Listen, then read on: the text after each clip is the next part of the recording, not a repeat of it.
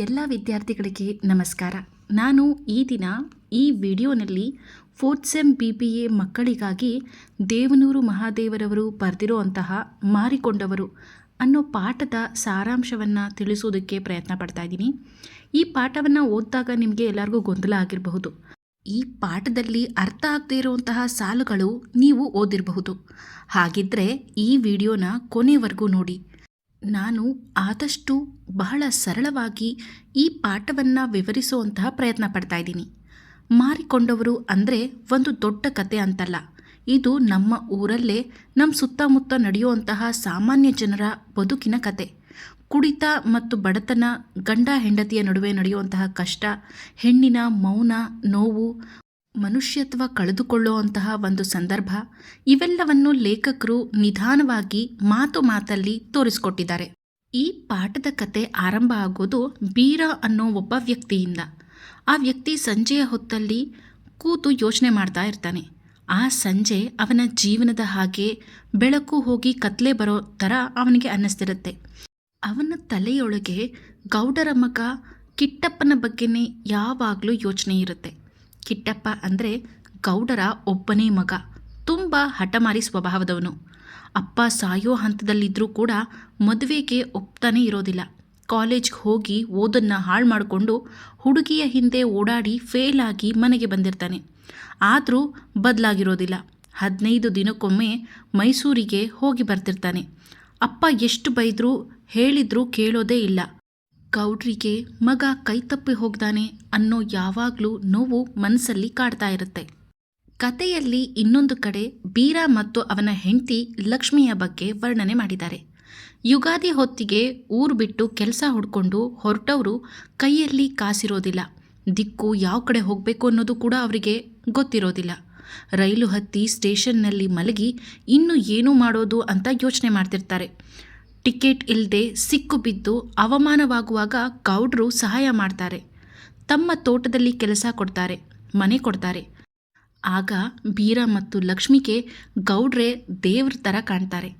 ಬಡವರು ಹೇಗೆ ಇತರರ ದಯೆಯ ಮೇಲೆ ಬದುಕಬೇಕು ಅನ್ನೋದನ್ನು ಈ ಪಾಠದಲ್ಲಿ ತೋರಿಸಿಕೊಟ್ಟಿದ್ದಾರೆ. ಬೀರನ ಜೀವನ ಹಾಳು ಮಾಡಿದ ದೊಡ್ಡ ಕಾರಣ ಅವನ ಕುಡಿತ ಆಗಿರುತ್ತೆ. ಅವನು ಕುಡಿಯೋದನ್ನು ಬಿಡೋದೇ ಇಲ್ಲ. ಕುಡಿದ್ರೆ ಹೊಟ್ಟೆ ತುಂಬ ತಿನ್ನೋ ಒಂದು ಅಭ್ಯಾಸ ಕೂಡ ಅವನಿಗಿರುತ್ತೆ. ಬಾಯಿಗೆ ಬಂದಂತೆ ಮಾತಾಡ್ತಾನೆ, ಕೋಪ ಮಾಡ್ಕೊಳ್ತಾನೆ. ಗುಡಿಸಲಲ್ಲಿ ಸಾರಾಯಿ ವಾಸನೆ, ಮೂಳೆಗಳು, ಖಾಲಿ ಬಾಟಲಿ ಇವೆಲ್ಲ ಅವನ ಬದುಕಿನ ಸ್ಥಿತಿಯ ಗುರುತಾಗಿರುತ್ತೆ. ಆರೋಗ್ಯ ಕೆಡ್ತಿದೆ ಅನ್ನೋದು ಗೊತ್ತಿದ್ರೂ ಯಾರು ಶಾಶ್ವತ ಅಂತ ಹೇಳ್ಕೊಂಡು ಯಾವಾಗಲೂ ಕುಡಿತಾನೆ ಇರ್ತಾನೆ. ಈ ಕಥೆಯಲ್ಲಿ ಲಕ್ಷ್ಮಿ ಅನ್ನೋ ಪಾತ್ರ ಬೀರನ ಹೆಂಡತಿ. ಆ ಪಾತ್ರ ಯಾವಾಗಲೂ ನೋವಿನ ಪಾತ್ರವಾಗಿದೆ. ಗಂಡನ ಕುಡಿತ, ಅವನ ಕೆಟ್ಟ ಮಾತು, ಅವಮಾನ ಎಲ್ಲವನ್ನೂ ಮೌನವಾಗಿ ಸಹಿಸ್ಕೊಳ್ತಿರ್ತಾಳೆ. ಅವಳು ಜೋರಾಗಿ ಮಾತಾಡೋವಂಥ ಸ್ವಭಾವದವಳೇ ಆಗಿರೋದಿಲ್ಲ. ಎದುರು ಮಾತಾಡೋದಿಲ್ಲ. ಅವಳ ಮೌನನೇ ಅವಳ ದುಃಖ. ಕುಡಿದಾಗ ಬೀರ ಕಿಟ್ಟಪ್ಪನಿಗೂ ನಿನಗೂ ಏನೋ ಇದೆ ಅಂತ ಅನುಮಾನಾಸ್ಪದವಾಗಿ ಮಾತಾಡ್ತಾನೆ. ಆ ಮಾತುಗಳು ಲಕ್ಷ್ಮಿಯನ್ನು ಒಳಗೊಳಗೆ ನಡುಗಿಸುತ್ತೆ. ಆದರೂ ಅವಳು ಕುಡಿದು ಮಾತಾಡಿದ ಅಂತ ತಾನೇ ಸಮಾಧಾನ ಮಾಡಿಕೊಂಡಿರ್ತಾಳೆ. ರಾತ್ರಿ ಚಳಿ, ಗುಡಿಸಲಿನ ಕತ್ತಲೆ, ಗೊರಕೆ ಕುಡಿತದ ವಾಸನೆ ಇವೆಲ್ಲ ಲಕ್ಷ್ಮಿಗೆ ಭಯ ತಂದಿಡುತ್ತೆ. ಅವಳ ಬದುಕಿನಲ್ಲಿ ಭದ್ರತೆ ಅನ್ನೋದೇ ಇರೋದಿಲ್ಲ. ಒಂದು ರಾತ್ರಿ ಕಿಟ್ಟಪ್ಪ ತೋಟಕ್ಕೆ ಬರ್ತಾನೆ. ಬೀರನಿಗೆ ಕುಡಿಯೋದಕ್ಕೆ ಸಾರಾಯಿ ಮತ್ತು ತಿನ್ನೋದಕ್ಕೆ ಮಾಂಸದ ತುಂಡುಗಳನ್ನ ಕೂಡ ತಗೊಂಡು ಬಂದಿರ್ತಾನೆ. ಅಲ್ಲೇ ಉಳಿಯೋ ಮಾತು ಕೂಡ ಆಡ್ತಾನೆ. ಆ ದಿನ ರಾತ್ರಿ ಲಕ್ಷ್ಮಿಗೆ ನಿದ್ದೆನೇ ಬರೋದಿಲ್ಲ. ಲೇಖಕರು ಇಲ್ಲಿ ನೇರವಾಗಿ ಏನನ್ನೂ ಕೂಡ ಹೇಳೋದಿಲ್ಲ.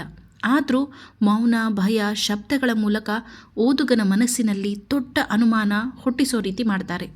ಬೆಳಗ್ಗೆ ಎಲ್ಲವೂ ಸಹಜ ಇರೋ ರೀತಿ ಲಕ್ಷ್ಮಿ ಒಳಗೆ ಮಲಗಿರ್ತಾಳೆ. ಕಿಟ್ಟಪ್ಪ ಗುಡಿಸಲಿನ ಒಳಗಿನಿಂದ ಹೊರಗೆ ಬರ್ತಾನೆ. ಬೀರ ಅವನ ಜೊತೆ ಮಾತಾಡ್ತಾನೆ. ಇಬ್ಬರು ನಗ್ತಾರೆ. ಈ ನಗು ಸಂತೋಷದ ನಗು ಅಲ್ಲ, ಅದು ತಪ್ಪು, ನಿರ್ಲಕ್ಷ್ಯ, ಪಾಪವನ್ನು ಮುಚ್ಚೋ ನಗು ರೀತಿ ಇರುತ್ತೆ. ಈ ಕಥೆಯಲ್ಲಿ ಎಲ್ಲರೂ ಏನೋ ಒಂದನ್ನು ಮಾರಿಕೊಂಡಿದ್ದಾರೆ. ಬೀರನ ಬಗ್ಗೆ ಹೇಳೋದಾದರೆ, ಬೀರ ತನ್ನ ಆರೋಗ್ಯ, ಜವಾಬ್ದಾರಿ, ಮಾನವೀಯತೆಯನ್ನು ಕುಡಿತಕ್ಕೆ ಮಾರಿಕೊಂಡಿದ್ದಾನೆ. ಕಿಟ್ಟಪ್ಪ ತನ್ನ ಭವಿಷ್ಯ ಮತ್ತು ನೀತಿಯನ್ನು ಹಠಕ್ಕೆ ಮಾರಿಕೊಂಡಿದ್ದಾನೆ. ಲಕ್ಷ್ಮಿ ತನ್ನ ಸಂತೋಷ, ಗೌರವ, ಭದ್ರತೆಯನ್ನು ಮೌನಕ್ಕೆ ಮಾರಿಕೊಂಡಿದ್ದಾಳೆ. ಸಮಾಜ ಇಂತಹ ಅನ್ಯಾಯ ನೋಡಿ ಕಣ್ಣು ಮುಚ್ಕೊಂಡಿದೆ. ಇದಕ್ಕೋಸ್ಕರನೇ ಈ ಕತೆಗೆ ಮಾರಿಕೊಂಡವರು ಅನ್ನೋ ಹೆಸರು ತುಂಬ ಸೂಕ್ತವಾಗಿದೆ.